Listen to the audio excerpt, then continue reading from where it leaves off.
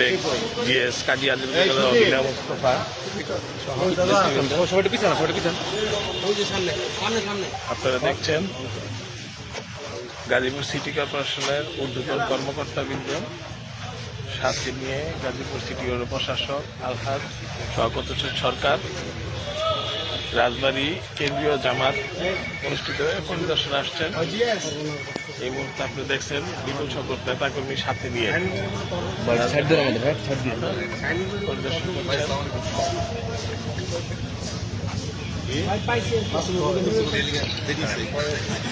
রাজবাড়ী মাঠ পরিদর্শন করছেন কেন্দ্রীয় জামাত অনুষ্ঠিত রাজবাড়ী মাঠে গাজীপুর সিটি কর্পোরেশন প্রশাসক আলহাজ শওকত হোসেন সরকার, বিশিষ্ট আইনজীবী অ্যাডভোকেট সালাম, যুবদলের সিনিয়র যুগ্ম আহ্বায়ক ইমরান রাজা, কাজী আজিমউদ্দিন কলেজের সাবেক জিএস নীনা মোস্তফা, কালী মন্দির পূজা উদযাপন কমিটির সদস্য সচিব বাপ্পিদের সহ নেতৃবৃন্দকে নিয়ে গাজীপুর সিটি কর্পোরেশন প্রশাসক আলহাজ শওকত হোসেন সরকার কেন্দ্রীয় জামাতের তদারক করছেন।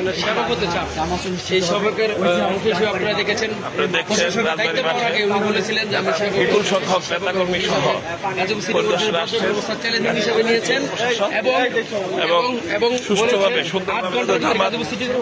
মুসল্লিরা নামাজ পড়তে পারে ঈদের নামাজ এবং সুব্যবস্থা নিজে উদ্যোগ নিয়ে তদারক করছেন।